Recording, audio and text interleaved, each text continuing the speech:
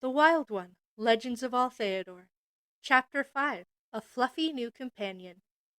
The crowd was still waiting there when he returned. All of them seemed surprised to see him so soon, especially when they saw a loaded bag that he had not entered with. Did he succeed? Someone asked. Impossible. But look at that sack. That's true, and they all started looking around as if they expected to see something. No one was looking for the kitten, right? Would he have to give it up after all? The top of the satchel flapped at that moment, to Sorrel's horror. The kitten had pushed its covering off. There was an audible gasp from the crowd. It's true!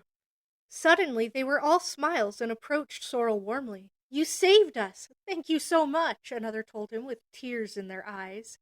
Sorrel was confused. What was going on? What did the kitten have to do with saving them? The mine snakes were mostly still there, so it couldn't be that. Was the kitten itself dangerous?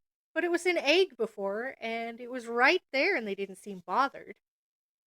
That was good, probably, right? Sorrel left the flap open for the kitten and slowly made his way through the crowd. They all wanted to thank him, and he couldn't turn them away. Once he'd finally made it past everyone, he set on his path back to the Boleas Guild. It suddenly felt a little lonely. He suddenly got an idea to make his journey a little more interesting. As long as he went to a spot in the forest out of sight, he could probably use a portal. Sure, the walk was less than an hour's distance, but who could resist such a tasty opportunity? What do you think? Sorrel asked the kitten. The kitten only blinked its wide eyes at him in response. Sorrel decided to take that as a yes. He carefully checked his surroundings before opening a full-sized portal before him for the first time. It felt oddly exhilarating. No time to admire his work, though. If somebody saw the portal, it would likely spell trouble. Sorrel slipped through and immediately closed it after. This time he was able to close it in a single smooth motion. Amazing, he whispered, and adjusted both the pack in his arms and the overstuffed sack to a more comfortable position. The kitten also shifted lightly in return. From the spot he chose, Sorrel was able to return to the guild in no time. Everyone looked pretty busy, but the lady from before quickly came over. Did you succeed already? She asked in shock. Her eyes were also locked on the egg-bound kitten. Grace, another employee began, is that what I think it is? The lady, Grace, held her hand up and beckoned Sorrel to follow her. Let's take care of this in a separate room. It looks like you got quite the haul. Sorrel followed her, growing all the more aware of the kitten in his pack and everyone's extreme reactions to it. Once they were out of the public eye, the woman made him take a seat and began talking. My apologies. This quest would normally take someone a full day at least, not including travel time, she told him. Mine snakes are tricky to evade without patience and time. Would you mind telling me how you got out with their treasures? I just walked out, Sorrel replied, then winced under her sharp stare. When this little guy hatched, the snakes ran away. Grace took a sharp breath. It's exactly as I thought, she muttered.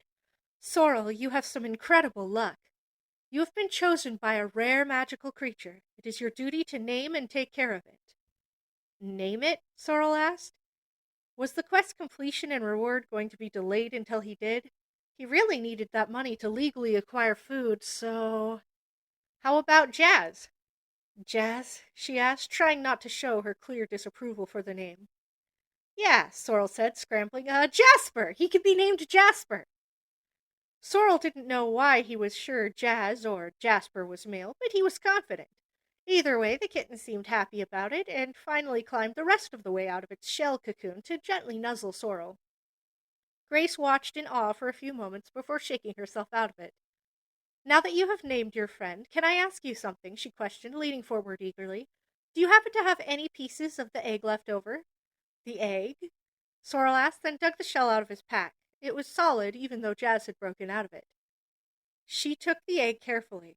I've never seen one in such a complete state before, she whispered, then cleared her throat. The Boleas Guild will reward you highly if you sell this to us. Of course, you will also be rewarded for your great contributions for retrieving these precious items. The loaded bag had made it into the room, though it seemed Grace had just noticed its existence last minute. Sorrel looked at Jazz. He didn't really need the egg, and since Jazz didn't seem attached either, sure. But he would make sure to get a hefty sum for it, since she hinted at it. Grace counted every item from the sack and put it into a pouch of her own. This pouch looked far too small to hold any of the items she stuffed into it, so Sorrel watched with fascination. He felt a little greedy. How could he get one of those? Unfortunately, he would have to wait. Food was the number one right now. And so, Sorrel left the guild with heavy pockets and an adorable fluffy friend with a mark of completion he could choose to wear as a badge. There had been no need to even negotiate since the price for the show was beyond his comprehension to begin with. The rewards for the actual job had been fairly hefty on their own. Now it was shopping time. Sorrel knew exactly what he wanted to eat, and he was certain once Roenne had a taste of good food, she wouldn't want to go back to those awful rations either. First things first, he needed to find some real jerky. Nothing like that tough lump of dried meat he had gnawed on that morning. After looking around, he found just the place and started to buy some select cuts and flavors of jerky. He couldn't tell if it was cheap or expensive, but he had plenty of money to pay for it, so he just did. Jazz seemed pretty curious about it, so Sora let him try a little piece of one of the milder flavors. He seemed to like it. On his way out, Sora ran into a very upset Ruene. Hi? He said when he locked eyes with her. Don't hi me! Do you have any idea how worried I was when I heard that job you accepted? I thought you would at least consult me first, she scolded, ignoring all the eyes her shouting drew. Was he supposed to consult her? Sorrel hadn't thought about that, but she seemed to think it was an obvious step. Sorry? He tried, but it ended up sounding too much like a question. Ruene glowered. That's not even the worst part.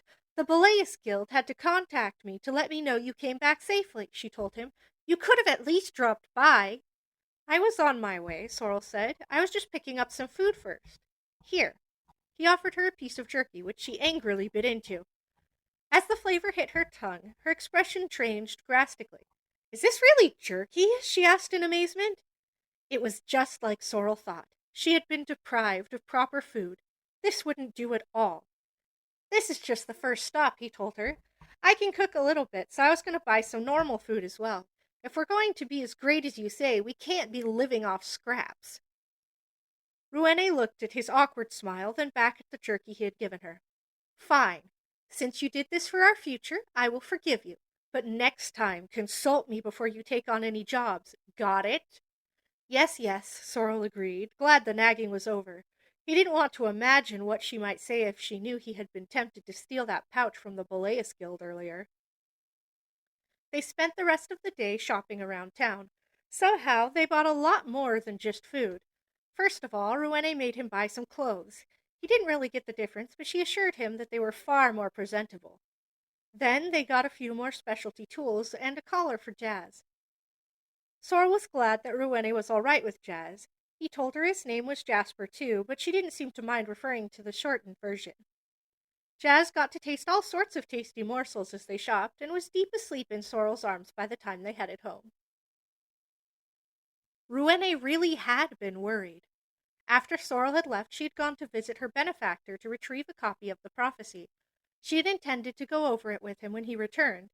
Hopefully, if he decided not to take any jobs, she could find something else in the prophecy that could guide them on the next step. An hour went past, and another still. There was no way simply checking out the guild would take this much time, right? She decided to check things out for herself. The Beleus Guild was as friendly as always. One thing they excelled at was customer service. The other was testing people. She immediately demanded to know what happened to Sorrel. It took some convincing, since that was private information, as a new guild member, but she finally heard he had taken on mind snakes. Mind snakes? That idiot! Most of the time, mind snakes appeared, their lair was destroyed to prevent their spread. The fact they hadn't been could only mean something valuable had appeared that couldn't be risked. If Sorrel damaged, or even worse, stole whatever it would be the end for him. They refused to tell her where it was, so all Ruene could do was wait. And after a few more hours, she was sent a message from the Beleus Company. Sorrel had successfully returned. Really? Then where was he? Ruene went marching back into town and caught sight of Sorrel leaving a store with an adorable little white kitten in his arms. She locked eyes with the kitten first, and she instantly felt it. That was what had prevented them from destroying the mind snakes. Unfortunately, she had no idea what it was or why it seemed to have chosen Sorrel. She was broken out of her reverie by Sorrel's awkward greeting and let loose on him. She expected him to bite back since he was, wild. Instead, he gave her a tasty treat, and the next thing she knew, they were laughing together and a shopping spree. It was odd, but a part of her relaxed. Was this what it was like to have a partner?